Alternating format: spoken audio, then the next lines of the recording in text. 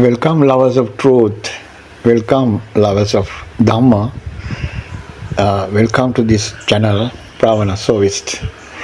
We are always emphasizing on the truth. Truth is a synonym of Dhamma. Dhamma is about truth. If you take Marana means this death. Death is the truth. Some scientists, some political leaders say Marana can be overcome just by science, by technology. This is untruth. Our channel is based on truth. Buddha has revealed truth, noble truth. Noble. Why this is noble truth? Because it is so difficult to understand. Why? Because when you start the truth, you go by religious. You become religious because when somebody's truth, you have to accept. Without that, you cannot go ahead. Without trusting, without the faith, you cannot go ahead. And if you go only by trust, that is also not correct. There is a difficulty in attaining the truth. You must have your own understanding also. That is the main aspect of attaining truth. But without a person like Buddha, without an enlightened person like Buddha, you cannot go ahead because your own understanding of the world is too limited. So this Buddha's importance we get because the religions have come because the ultimate truth is so difficult to understand. So then people think that it is something like a creation.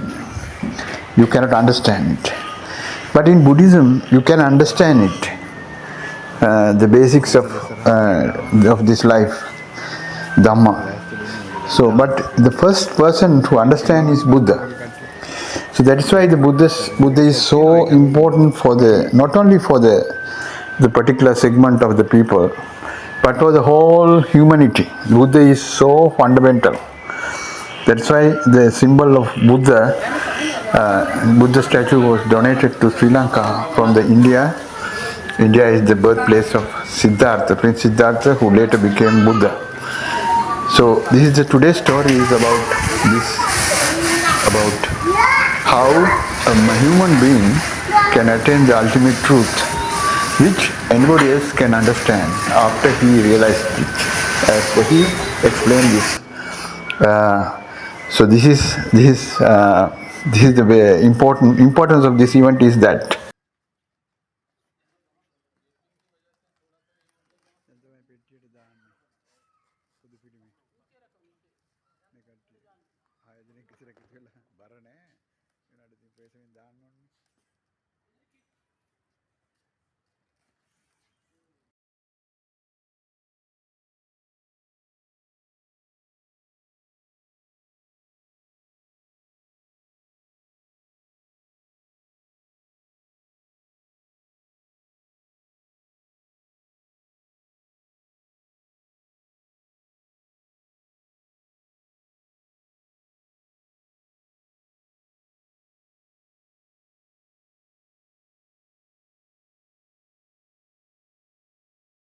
We went to India 6 months ago, approximately 29th of April, with our teacher. Our teacher is Most Venerable Pallegama Samita Mahathero. By the invitation of his disciple, Dr. Sri Bodhi Thero. He studied in Sri Lanka for more than 15 years and he knows Hindi, Sinhala and some other languages, more than 5 languages. He explained Dhamma during my teacher's explanations in India. So the people around such discussions were very happy, and as a result, in one occasion, the idea of the Buddha statue came, and they decided to give this to our teacher. So that's how this statue was gifted to Sri Lanka by one Buddhist. Uh, One Buddhist was main, and there were many Buddhists around this statue who helped and donated money. That name of that main Buddhist was G.D. Rautji. We call him Rautji. Including this Buddhist and all the Buddhists whom we met, they are from the generation of Baba Sahib Ambedkar ji's followers. So they are not 1,000 years tradition. They don't have that much of tradition, but they are very loyal to the Dhamma. They do meditation, they do practice, they do chanting, sometimes even better than we do in Sri Lanka. What we are seeing is the beginning of the day on November 5th, the Purnima day, when the Buddha statue was opened to public and brought in a procession. There's the Perahara, the ceremonial process, we call it Perahara in Sri Lanka. One devotee, namely Asanka, took lead in the organization of bringing this statue donated by India in the ceremonial procession. That is the culmination of the event. He was flanked by many Buddhists, Mr. Jayasuriya, retired engineer, Mr. Mendis, Mr. Shaminder, and he organized the whole day donations of food and beverages. Mrs. Kanti. And this is the Buddha statue donated by the Indian Buddhists. About around this statue. First it was closed, then it was opened in the morning after ceremonial paritrana chanting by 4 of us monks from our temple, and blessed, and with blessings they opened the statue for the public. Now this, with the ceremony, with the process, they will take it to about 400 meters. They will take it to the temple with the blessings, with chanting.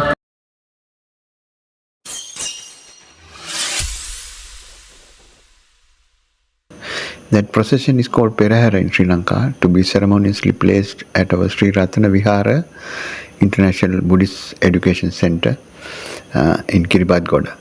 That was a boy day, special Purnima day. So this was also symbolical.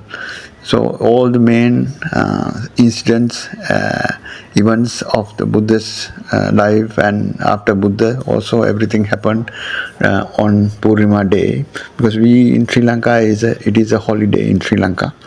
So everybody could attend it very freely. There were many people on the day of bringing this statue to the temple. Those who have donated this statue must be very happy to see how much good karma they have attained by donating a statue to thank our teacher who had given so much of truthful explanations about Dhamma during his visit in India.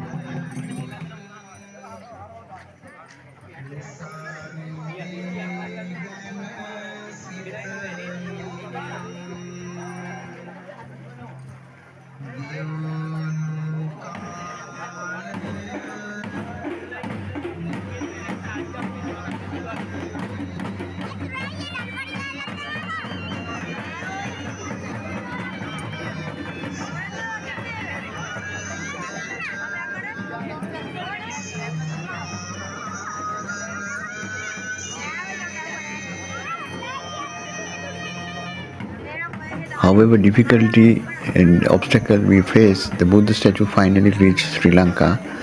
At the end of the ceremonial procession, Venerable Pandita Samita Mahatero, our teacher, gave a brief explanation of how the Buddha statue was offered by Indian Buddhists. Such an occasion is rarely seen in Sri Lanka. Not only that, but now through our channel you can hear Pandita Mahathero's explanation commentary in all the main languages. Listen to our channel and Open Echo channel, the base of this Buddha Dhamma in Sinhala language. Thank you for listening to us. Thank you, and keep an eye on truth. Be truthful. May all the blessings of the Triple Gem protect you.